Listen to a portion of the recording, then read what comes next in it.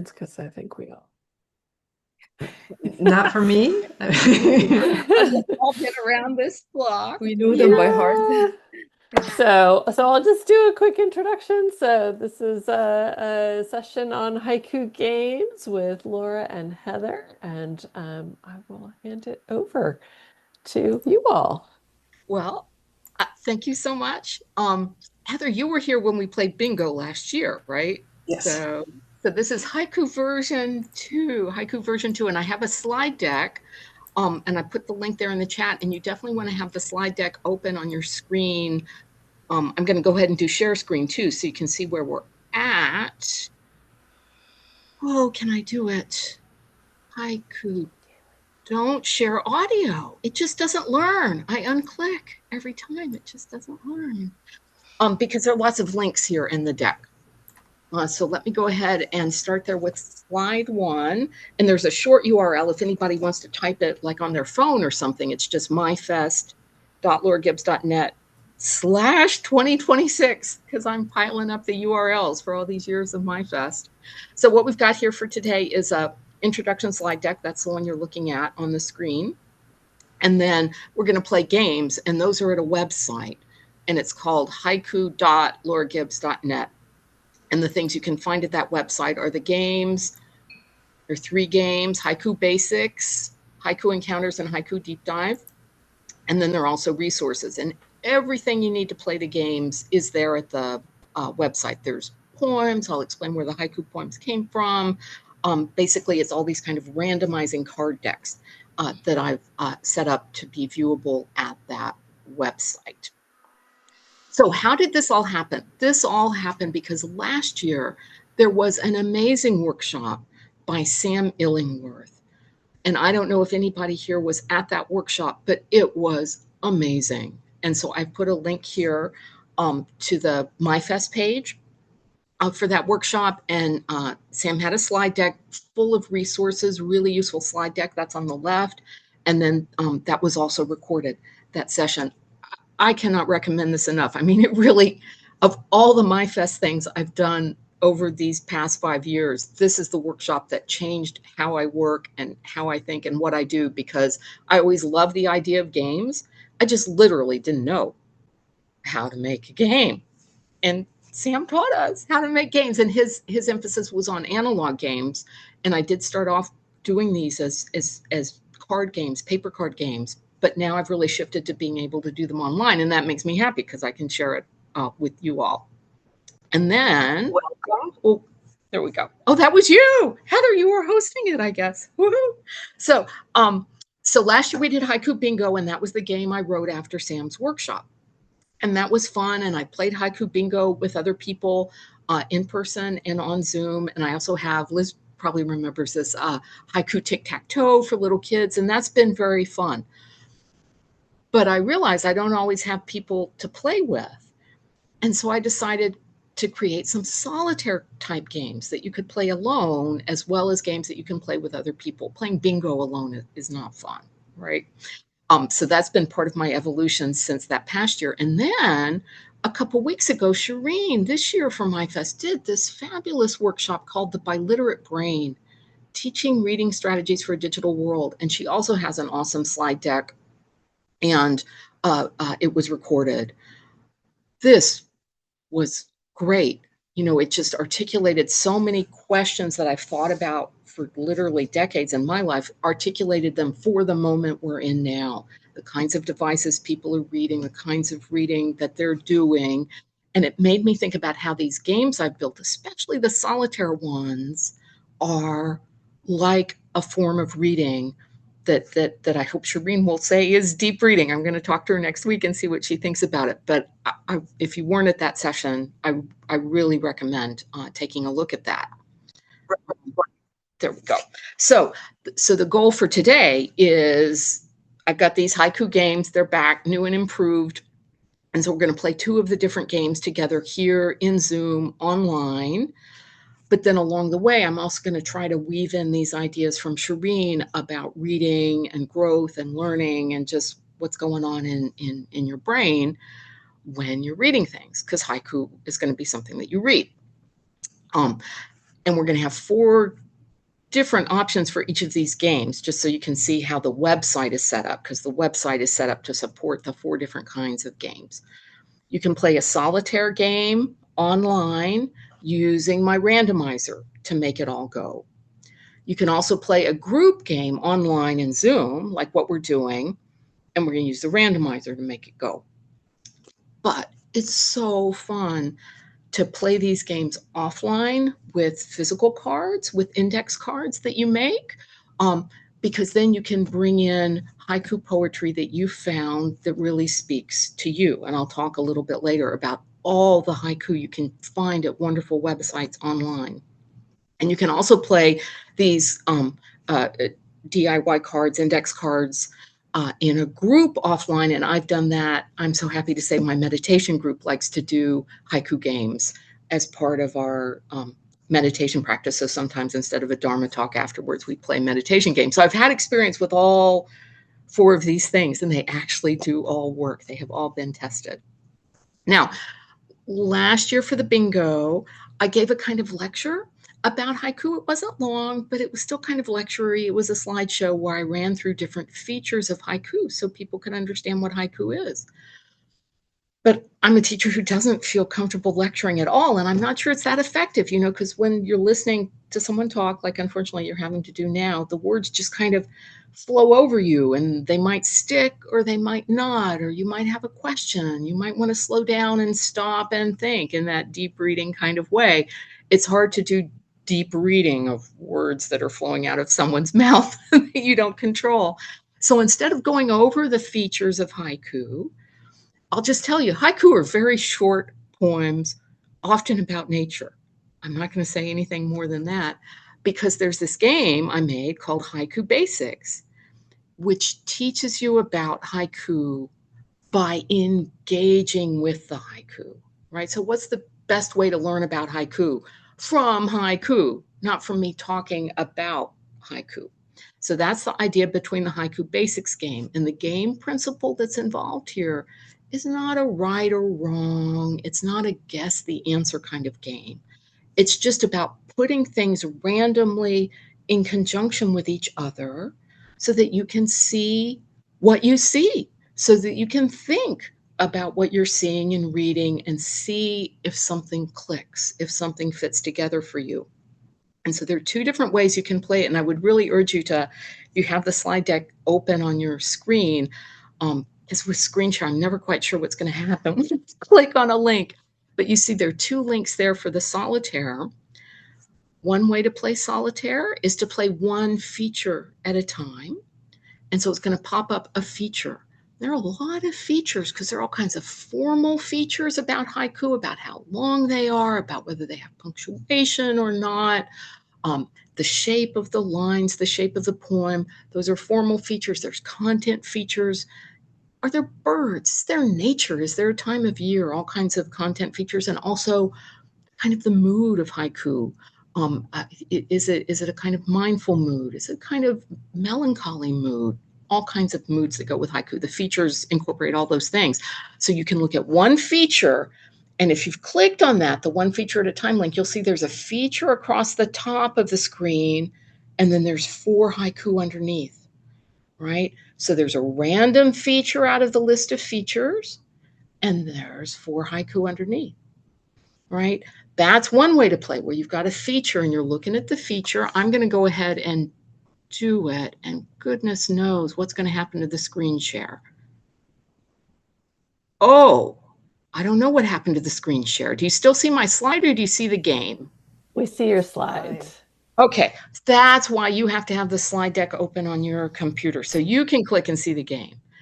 So I happen to very ironically get 575 syllables, which is a very complicated, contentious issue in the world of haiku. But that was the feature I got. This is the kind of haiku that children are normally taught in schools, is 575 haiku.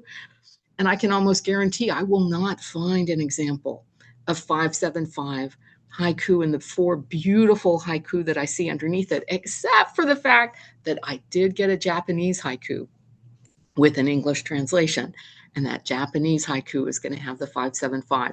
So can I just ask, is anyone brave enough to jump in and say what feature they got and if they see a poem that matches their feature? Yeah, go, go, go. Yeah, I can jump in. I got sun, clouds, semicolon, moon, stars. That's the feature. Yeah, exactly, because there's all Yeah. kinds of nature. Yeah, so I do not find the sun or the clouds or the moon or the stars. The Did four haiku anybody that get did anybody get sun, cloud, moon, or stars? I've got a moon. I'll I've read got a my moon. cloud. I've got her face in my whiskey. The moon floats. Normally, when you read haiku, the idea is to read it twice because they're so short. Her face in my whiskey. The moon floats. So there's a moon. Someone said they had clouds. Yeah, I did. In the pond, cloud dragons swim. In the pond, cloud dragons swim. I love the cloud dragons. Very nice. Did anyone get anything celestial? Sun, moon, stars, clouds? And so this is a good example of the kind of process that you go through. And I'm sorry, Shireen's not here, but it makes you ask a question, right? So on the one hand, you've been told here's a feature of haiku that you will often find these particular aspects of nature. And you ask yourself, well, do I see it in these poems? And no, you're not going to see it in every poem, right? But by having asked the question and gone to look, hopefully it will have lodged in your brain so that when you do see a haiku with a moon in it, you'll say, oh, it's one of those moon haikus. And you also will have experienced whatever haiku it is that you have there in front of you, which is a good thing to do too. So the idea is to be learning about features uh, and looking at haiku. So that's one way to play the feature game. A very different way is to play the multiple features way. And so this, you'll see it's a very similar kind of screen. Oh, and I forgot to mention these screens are randomizers. So just hit refresh. And every time you'll get a new combination of things, right? Different feature, different poems. There's like 500 poems in the randomizer. It's a lot. So, and the features are maybe like 40. So it's a lot. So for this one, there's one poem and then the three features around it, right? And I think, oh, I can't remember, but I think I set it up so that each time there's a formal feature and a sort of content feature and a mood feature. I'm going to refresh my screen and see if I'm in fact correct about that. Hang on just a second. And yep. So down in the lower left, you're seeing one of the formal features. Like I happen to have no punctuation. Very typical of modern English haiku to have no punctuation of any kind. Then in the upper right, you've got a content kind of thing. Like I happen to have an everyday object, which is very typical haiku. And then in the lower right, I got my favorite mood thing. I got wabi sabi, finding beauty in imperfection and impermanence. And I see two of those things in my haiku. Does anyone have a feature haiku combination that works for them that they want to read? One of their features in their haiku? Silence. You can refresh if you don't like your haiku, and you'll get a new haiku and new features too.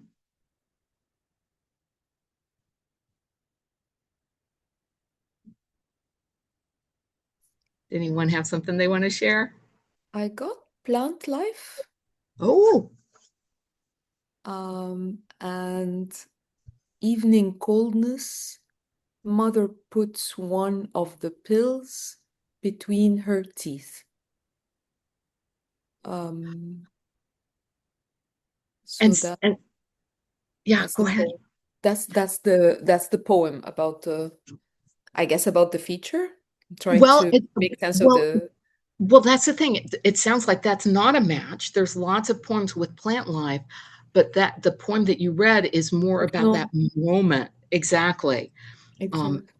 and do you have, are there two features underneath? Does it maybe resonate with any of the other features underneath?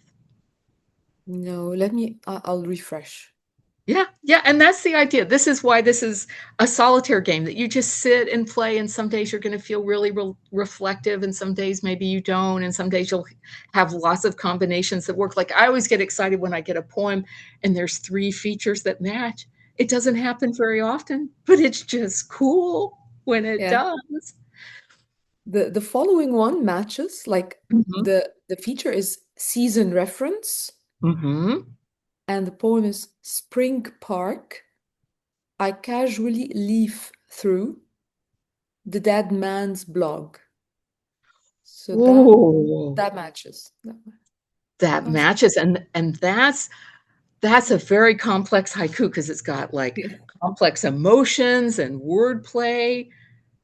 But the exactly. reason Yeah, there's a wordplay. season reference in there is because in traditional classical Japanese haiku, there must be a season reference. It's like actually a requirement of the genre. And they have these beautiful books in Japan called saijiki, which contain the season references for there's the four seasons as we know them, plus New Year's Day is a season of its own.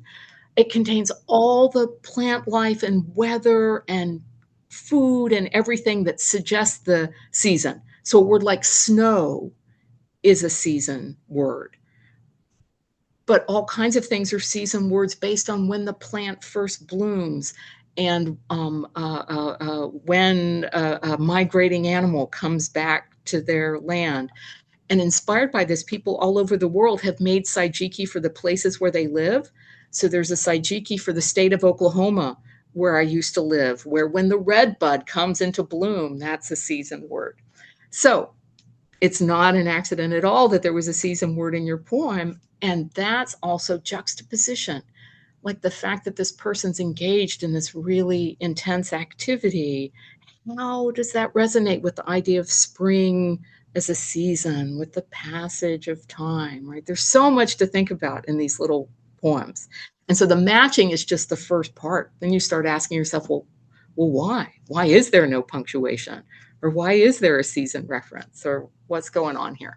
So just playing by yourself, you can play the solitaire at great length. Now, when we play it as a group, what I'd like people to do is pull up just 4 random poems. And that's a link on the slide also where it says 4 random haiku. So if you pull that up, you're going to get 4 poems. And I'm going to be the one pulling random features. And we'll just do this quickly once, because this is really like the solitaire. We're just sort of doing it collectively, sort of like I've been doing now, asking you all what you found. But I got a very interesting feature. I got one of the Buddhist words that is part of Buddhism, part of Japanese aesthetics, and the word is satori, Satori, satori, which is insight into the true nature of things. All right, so as you look at your 4 haiku, do you see one or even more than one that is about satori, the true nature of things? Any satori insight into life?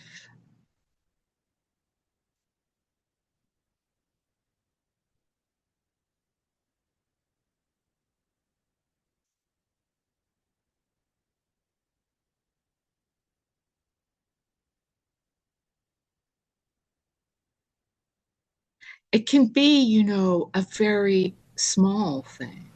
Like I've got one that's a lot like the one we just talked about. It goes, autumn wind, the yellowing leaves of a diary, right? So it's that same pun again. Autumn wind, the yellowing leaves of a diary, right? This is the nature of life and time and the passage of time and what it means to write things and to have a diary and just, I don't know, for me, it's a very tiny poem, but it makes me think about all those things in a big way, even though it's a tiny poem. Any other Satori's for people? No Satori's? I love Satori moments. I I get them a lot. I think I have one, but Christina, do you have one? I see you coming off mute too. I keep unmuting. I'm not sure, but I'll throw this one into the chat if it works. Let's see if that works. Ooh, Oh, it yeah, you does. should be able to paste. Yeah. Yeah. So it goes, cicada winds, our hollow promise to meet again. Ooh. And Yes. yeah, I'm really thinking about that one. Um, the hollow promise to meet again. Ouch, that's that is a tough one. And then I'm like trying to connect it to cicadas. Yeah, so that I one's think it really must be the empty thought-provoking. cicada shells, right? Oh, maybe. Yeah. I bet Oh, that's a flying on the wind, maybe. ex well, Uh, and being hollow. So, yeah. yeah. Yeah. Yeah. Oh, Irene is here. Hello, Irene. Yes, and Shahnaaz and Hi, Alia hi, hi. joined. And um, Irene, you need the link to the slideshow because the slideshow has all the links to the poems and the games and the stuff that we're looking at. Um, oh, more people are here. Thank Do I you. need there's the link, and we're just on we've been exploring game number 1, Haiku Basics.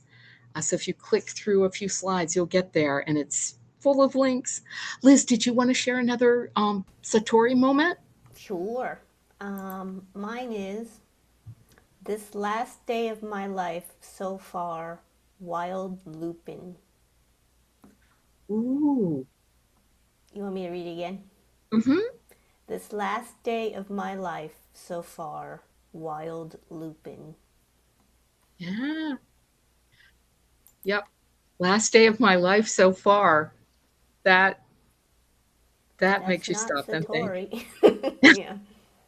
Well, it's a moment, right? It makes you Mm-hmm. stop and think. And that is the nature of things, or one way to look at it. One way to look at it. Well, this is perfect timing that new people are here because I'm going to go on to the next slide and tell you where all these poems are coming from because it's very nice where they're coming from. Most of them come from the Living Haiku Anthology, which is amazing. It is a website of which has thousands and thousands of Creative Commons licensed haiku poems from haiku poets literally all over the world, right? Africa, very well represented. There's a whole movement of Afriku writers. They sometimes call themselves doing haiku, both in English and in languages of Africa. There's a huge number of people writing haiku in India. In Canada, Christina, did you know that Canada is a hotbed of haiku? It is. So many important haiku poets, English language haiku poets living in Canada. And the Living Haiku Anthology is a place where you can go and read all these poems and these poets, which is exciting. And because it's Creative Commons licensed, you can use those poems as an educator. And so that's what I've done for these games. So each of the poems that you see that come from the LHA, the Living Haiku Anthology, links back to that author's page at the website. And so you can read more of their poems, and sometimes you can learn more about them. Sorry about that. What have I done? There we go. Another source, the Japanese poems that show up in the game, Japanese with English translations, those are from a book series called Learn Japanese Through Haiku, which is what I've been doing. I started learning Japanese last year because of haiku, and I use these books. I love these books. And the authors of those books, Clay and Yumi Boutwell, who live in Tokyo, gave me permission to use those materials for the games here. So I'm really excited about that. And then there are also some poems that come from a beautiful book called The Awakened One, which is a collection of classical Japanese haiku translated into English, paired up with modern haiku by modern English haiku writers. And the authors, the editors of the book, who did the translations from the classical Japanese poems, have given anyone permission to use their translations. And so once again, it's a great source for educators. So that's how I was able to build this huge card deck of haiku poems for us to use to play games. And then here's my thoughts about what we just did with the first haiku game. And for those of you who came late, we're about to play another game, so no worries. But the things that after Shireen's workshop, I started thinking about in terms of why I like playing this solitaire game so much, and I really do, is that haiku poems really want to be read out loud. And they're sometimes called one breath poems because you take a breath and you read the poem and then you breathe again. It's why a lot of people use them for meditation practices. They just, even though they're printed, they're so nice to read out loud. And it just comes and goes. There it is as you read it out loud. I really like the two different options of whether I want to look at multiple features or whether I want to look at multiple poems. And I choose different ones on different days. And I think that's an important kind of reader agency, like choosing the format that fits with where you are in your learning mood. And the reason I called them prompts here and targets is I really want people to try to think about how you might adapt this model to other kinds of learning that will fit on an index card. That's really the only requirement, right? Is whatever this stuff is, it needs to fit on an index card to play this game. That's all you need. Something that goes somewhere. A prompt and a target. It doesn't have to be a right answer, a wrong answer kind of target, just something that leads to something else that fits on index cards. You can create these games either online or with physical index cards. The screen layout, I think, is, for me with haiku especially, it's nicer to read than on a printed page. I find it very stimulating to have the 4 poems that are clearly separate, but together. That idea of separate but together is harder to do on a printed page because a printed page has got that hierarchy of top to bottom and you turn the page. It just, to me, I love the screen layout for how this works. And then the randomness, it's just totally fun. You don't know. You don't know what's going to come up. When you turn the page of a book, there's also that sense of surprise. You don't know what's going to come up. But there's something about randomness that feels like a different kind of surprise to me than turning the page of a book. When I hit refresh and the whole thing randomizes, I just get that kind of game excitement. So those are my thoughts about reading and learning and where I'm at with these games. Those of you who just played the little solitaire game and talked about them with us, do you have any thoughts you want to share about this as a mode of reading or as a mode of learning?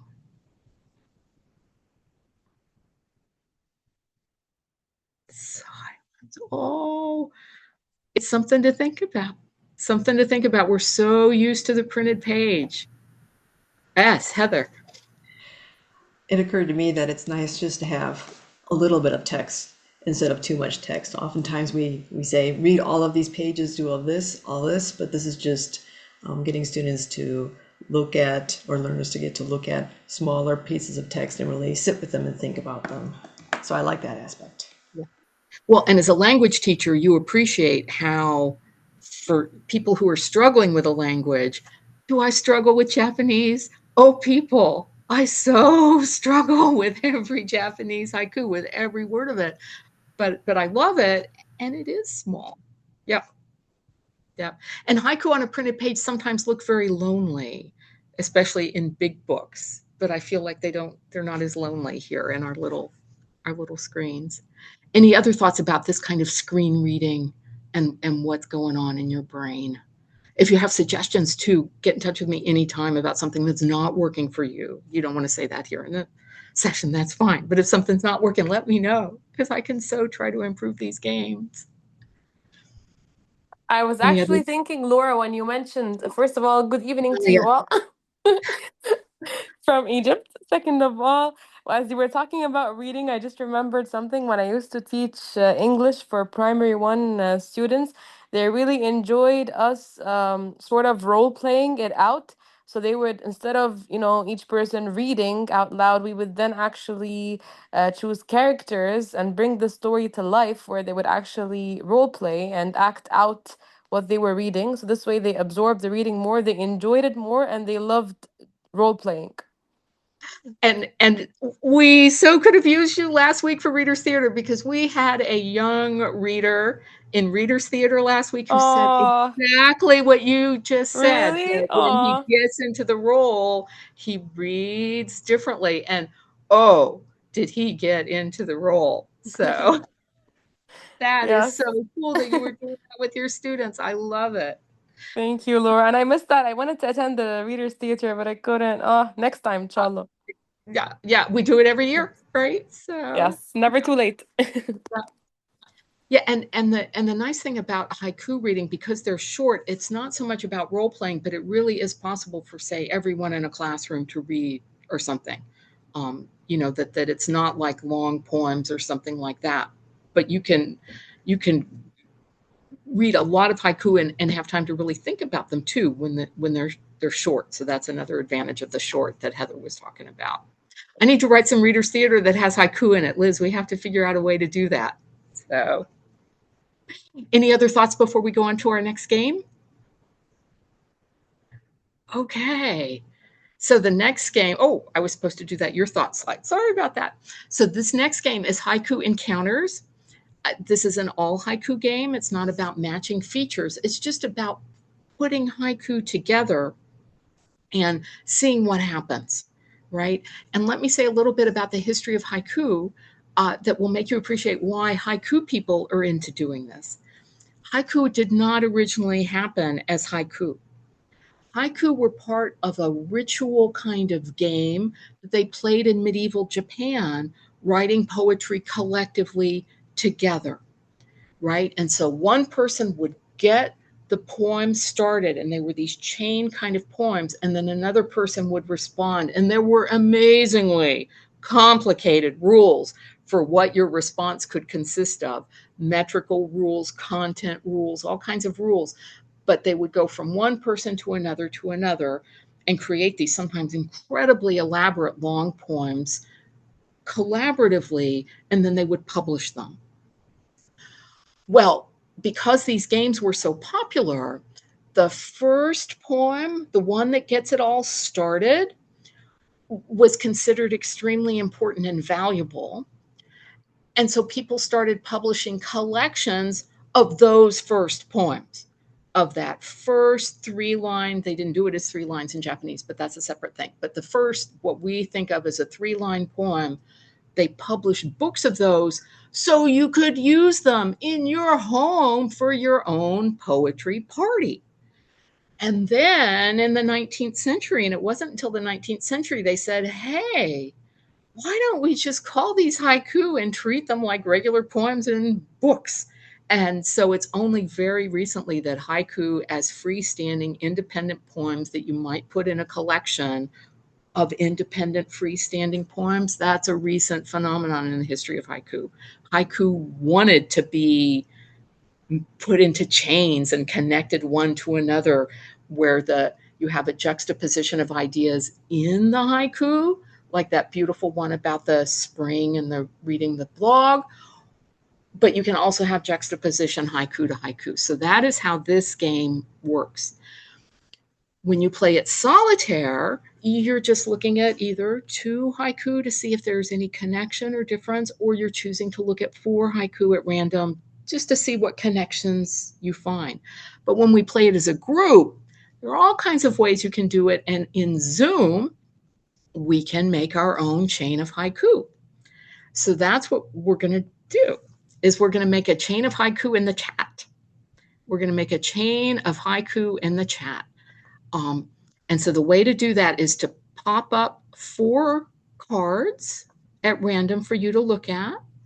And hey, people, there's hundreds of poems. If you're not clicking with the poems you've got, just hit refresh and get 4 more, right?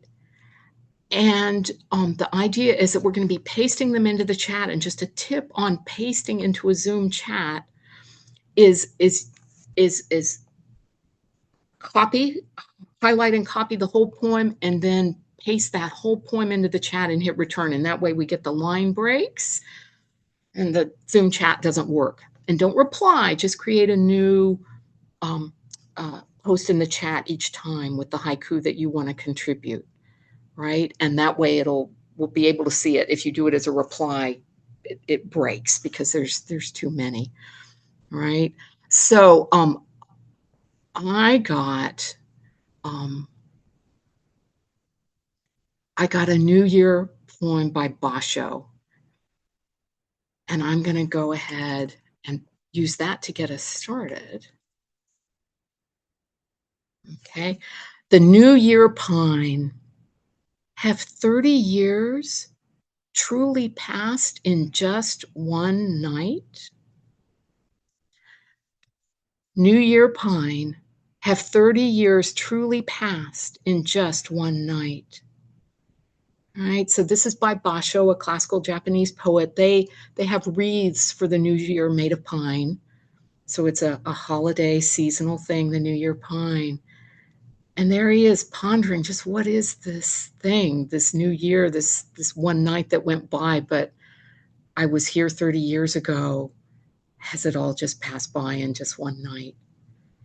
So if anybody has something New Yearish, time, years, pine, trees. Oh my gosh.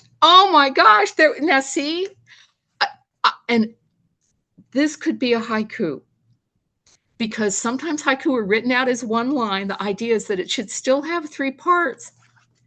I just turned 30 last month. Lol. That's a haiku. That's a haiku right there. It's a one-line haiku. And the one-line haiku is how it's written in Japanese, actually. They write them all out as one line, and you can just feel the rhythms and you feel the breaks. So there, I love it. I love it. And this is brought in a humor. The laughing out loud, there's a lot of humorous haiku. So if anybody has a humorous haiku to paste in the chat, a humorous haiku would fit right in. More about aging, more about time. They use lunar calendar in traditional Japanese haiku. So if anybody has a moon to go with the month, anything that has an I in it. Oh, go ahead and read, Christina. Yeah, so I actually have a couple of firefly ones in my 4 random poems, but this one is by China Joe. And go ahead. Is that Chione? Is it Chione? CHINE - Joe -Joe. Oh, okay. Yeah, that's a different one. Yep. Okay. And it goes, how easily it burns, how easily it goes out, firefly. Yeah. And I felt like that kind of fit with the time, sort of coming and going, something. Yeah. And it is so easy. You watch the fireflies going. A friend of mine's going to the East Coast for a vacation next week. He's never seen fireflies before. So this is his main goal, is to see fireflies. Oh, perfect. Look at Heather's. Heather, go ahead. Yeah, mine is a pendulum clock.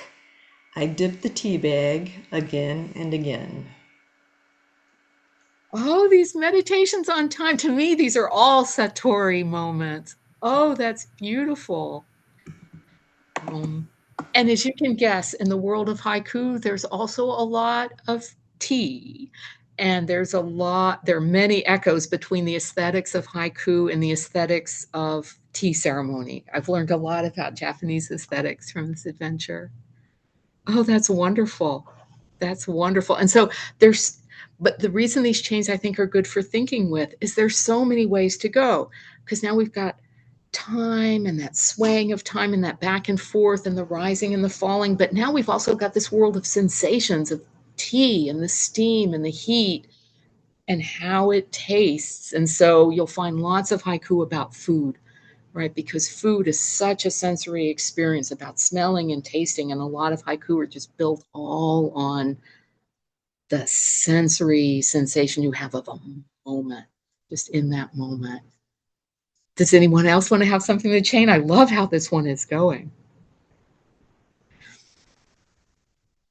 And sometimes the rules in the traditional party game are that you can't respond to the one you just had, the one that was just added.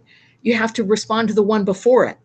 So don't feel like you have to just respond to Heather's. There's also an intricacy of building the chain so that very self-consciously it's kind of like a complicated weaving pattern or something that it loops back. And the idea of looping back, Liz, did you have the looping in yours? This idea of spirals and looping and leaping, you'll see a lot of images like that too, because it's trying to understand this nature of time moving forward, but circling at the same time, right? Linear, circling. Okay, Liz put in one. Oh. Spring sun rays. A kitten opens its eyes for the first time. Oh. Go ahead and read that one again. That's so pretty. Spring sun rays. A kitten opens its eyes for the first time. Yeah. Liz knows I'm a cat person. So that idea of the first and the last, and the first and the last, forever cycling. And there is a first time, right? And also not to discount, traditional kind of poetic features. When English haiku writers are writing, it's so interesting. They're partly writing in a different tradition, a Japanese tradition, but they're also making it an English tradition. It's a really fascinating sort of cultural phenomenon. So the fact that we've got spring, sun rays, a kitten opens its eyes. I mean, they're choosing the words for the sound resonance in the English. It doesn't rhyme, but it can still have all those sound features that you might expect from English poetry. Oh, yay. Oh, and here comes Heather. So mine is future butterflies look for food, undulate, and defy gravity. Ooh. I love that future in the first line. Oh my gosh.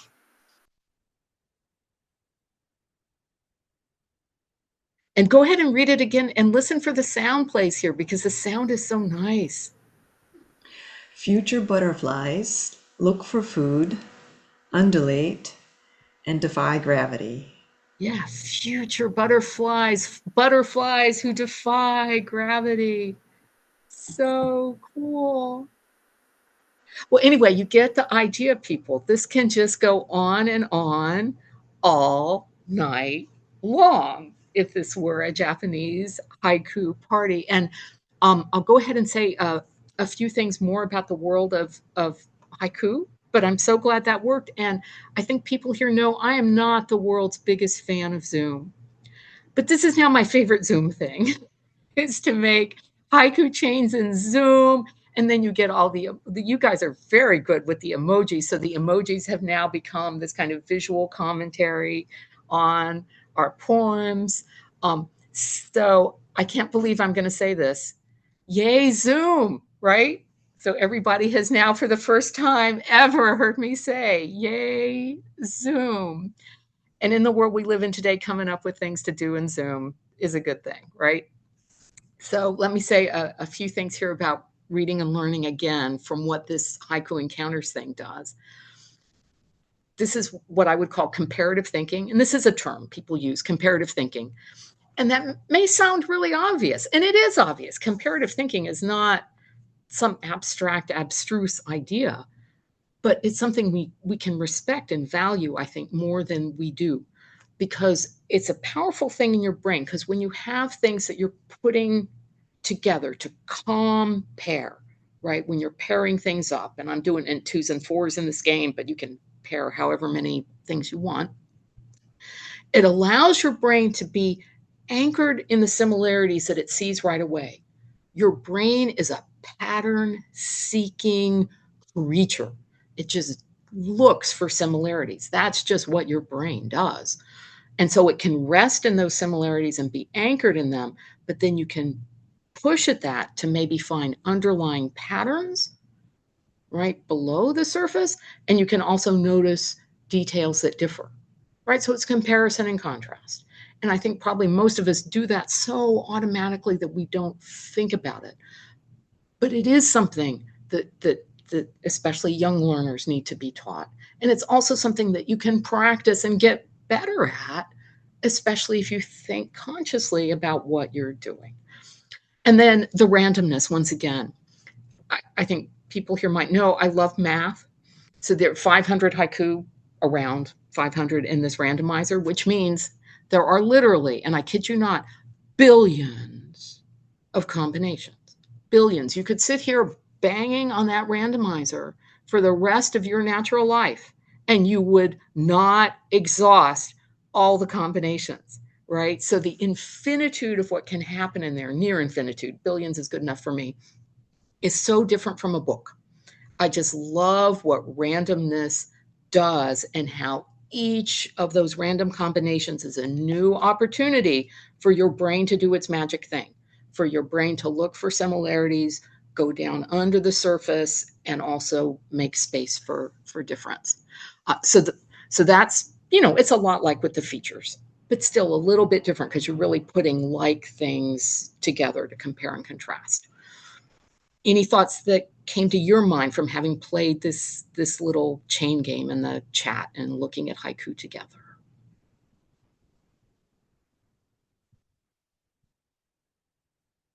Just jump in if anyone has thoughts.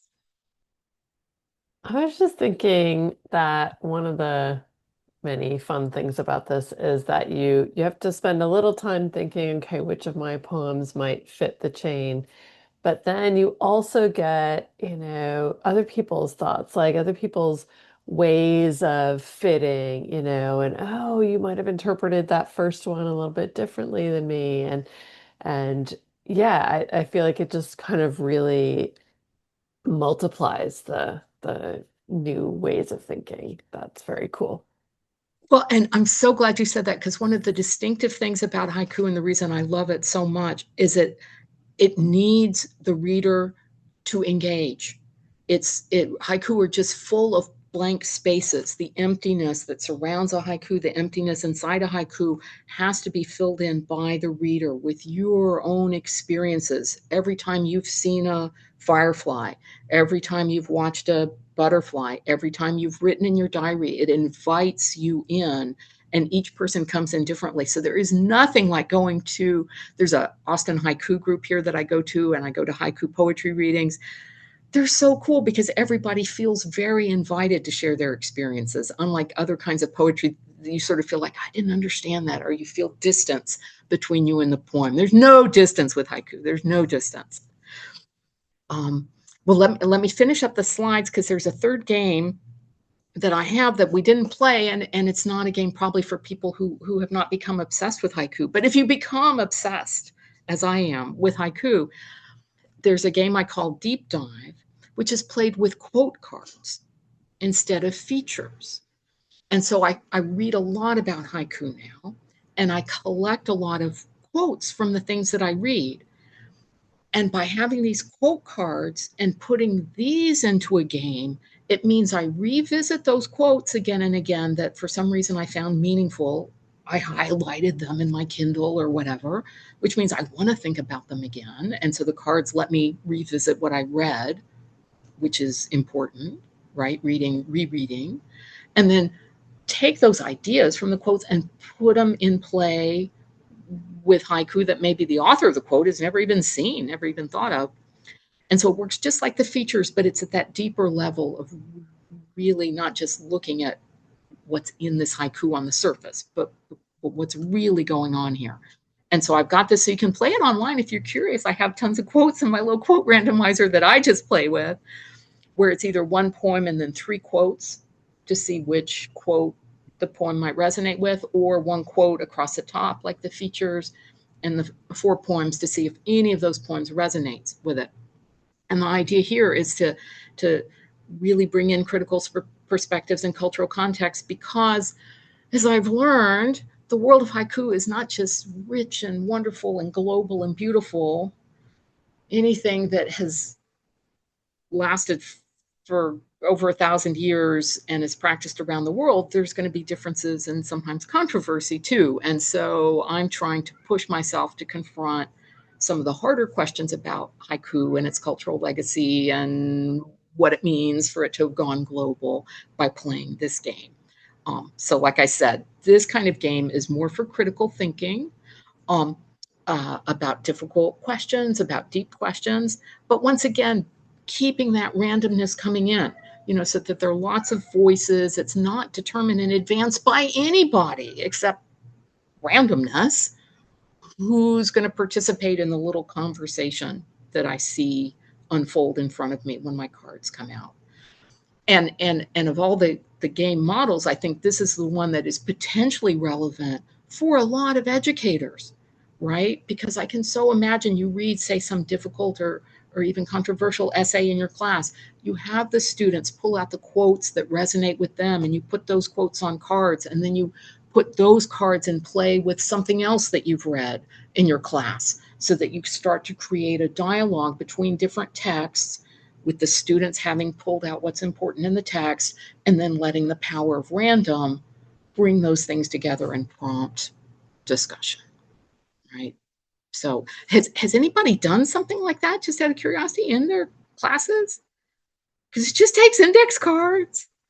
I No used fancy. to play with the teachers last semester. Mm-hmm. There's this cards game called Share. It's very interesting. So there are three categories of questions. There is one that's called thought, and here you like answer questions that only entail you using literally your mind. So no emotions involved, only logic. And Mm-hmm. then the second category is emotions, and this is where we use our precious hearts and not our logic and minds. And the third is fun, so very random questions. Now, some of them might be a bit sensitive, or some might find it a bit personal. So, in this case, I would tell them, you would give them, of course, a choice and let them choose what question they feel comfortable answering, because it's all about, connecting with each other and while having fun. Oh, So, that yeah, sounds so cool. it's People, very, I I love love card games. cards. Yeah. Exactly. And I have some links at the website for like how to, at least here in the US, I can get totally cheap index cards in all different colors, and it's just so much fun Yes. making card decks and playing card games. So, oh yay, that's it. And it was called Share. Ollie, is that Yes. right? Yes, That's I'm not sure if it's sold internationally. It's here in Egypt. It's called Share Cards by. Let me find the website link. I'll share it here. So I'm not sure if it's internationally based or just here in Egypt. I'll look for it and share it in the Zoom chat. No worries. Well, and I'm all about do it yourself, right? I mean, that sounds like a game. Yes, You could take that idea and build on it, and create the categories that are meaningful for whatever is happening in your class in terms of the kind of engagement and thinking and reflecting that's going on. exactly. And we can make up our own rules. You don't have to stick to the rules of the game that much, as long as like we're having fun and the message is delivered in the end. So Yeah. yeah, breaking rules is also fun. Maybe we need a MyFest card game, people. That would be fun. Yes, that would be amazing. Well, I went ahead and clicked to, I think this is my last slide, just other kinds of games that I play that don't really lend themselves to being on the online, because they actually have right and wrong answers, right? So it's not just about random. It is about random, but also about, like, this is for my Japanese language learning. I found a wonderful website called puzzle.org. It's currently my favorite place to make your own, like, matching games and crosswords and everything. Liz, I haven't told you about this yet. You're going to love puzzle.org.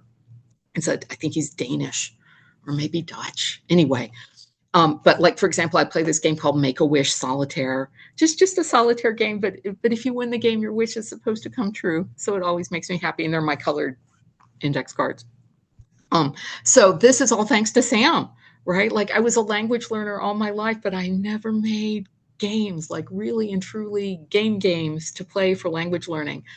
So I'm so grateful to Sam and so grateful to Shireen, because last year and this year, I haven't been participating as much in MYFest because I'm retired and I'm busy doing all kinds of other things. But I am so grateful to Sam and Shireen for teaching me about games and teaching me about deep reading. And I'm very grateful to people who showed up here today because, oh my gosh, I've got haiku stuff all over the place. And so explore that website, send me any questions, suggestions, ideas that you have. But really, the time spent with haiku, it'll just make you feel good. I promise. It's a good thing. Even just a few minutes, a haiku solitaire in the morning, you'll just look at the world in a nice way, I think. Okay, any other questions or comments? We got like literally a minute. Oh no.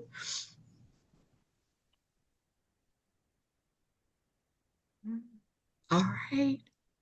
Yay. Well, let me say thank you. Thank you so much. This was really fun. As I figured it would be, so much learning about haiku. I just really love the ways you can combine I don't know, the quotes and the basic ideas with trying to find them in poems. I think that's really fun. So thanks so much. Well, thank you for the chance to Thank you do very it. much. Thank you. Pleasure Maybe we having. should stop the Thank you, recording. Laura. Thank you, lovely people. Good to see you as It's usual. so good to see you.